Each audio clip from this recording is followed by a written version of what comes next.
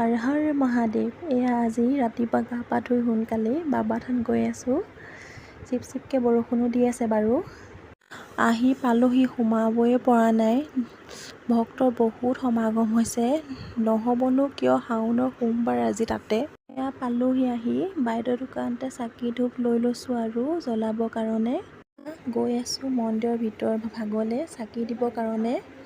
ওচৰৰ পাতে দেখিছে বহুতো দোকান আছে চাকি বন্তি কিনিবৰ কাৰণে, আপোনালোকে কিনিব পাৰিব।